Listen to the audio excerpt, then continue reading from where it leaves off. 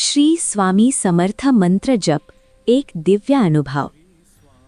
रात्रीचे शांत क्षण होते। सगळं गाव झोपलं होतं, पण एका माणसाच्या मनात मात्र वादळ सुरू होतं। विचारांचा गोंधळ, भविष्याची चिंता आणि आतून एक अनामिक भीती। तो थकला होता, बाहेरून नाही तर पार आतून। आणि अशाच वेळी त्याच्या कानावर एक आवाज आला, मऊ, शांत, पण अत्यंत सामर्थ्यवान। श्री स्वामी समर्थ।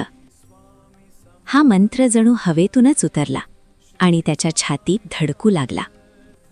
हा मंत्र होता त्या करुणामूर्तींचा, अक्कलकोटचे अधिष्ठाता, अनंत कोटी ब्रह्मांड नायक, राजाधिराज, योगीराज श्री स्वामी समर्थ, ज्यांनी हजारो लोकांना आधार दिला, अनाथांना आश्रय दिला आणि निराशमनांना नवसंजीवनी दिली। तो माणूस हळूहळू त्या मंत्रात विरघळू लागला। श्री स्वामी समर्थ। पहिली वेळ, मन अजूनही अस्वस्थ। श्री स्वामी समर्थ। दुसरी वेळ, श्वास थोडा स्थिर। श्री स्वामी समर्थ। तिसरी वेळ, हृदय हलकं। आणि असेच 21 वेळा। प्रत्येक वेळेस जणू एक ओझं खाली ठेवलं जात होतं। प्रत्येक जपाने मनातील काळोख थोडा थोडा दूर होत होता। 21व्या वेळेस मंत्र संपला, पण काहीतरी नव्याने सुरू झालं होतं। मन शांत झालं होतं। डोळ्यात अश्रू होते, पण ते दुःखाचे नव्हते, ते होते समाधानाचे।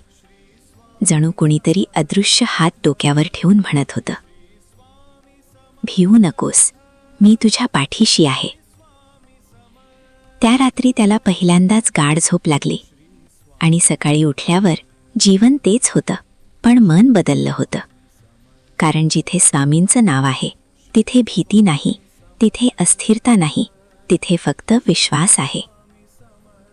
म्हणूनच म्हणतात, कधीही मन अस्वस्थ झालं, विचारांनी त्रास दिला, तर फक्त एकच नाव घ्या, श्री स्वामी समर्थ। ते नावच औषध आहे, ते नावच कवच आहे आणि ते नावच आधार आहे। जय जय रघुवीर समर्थ।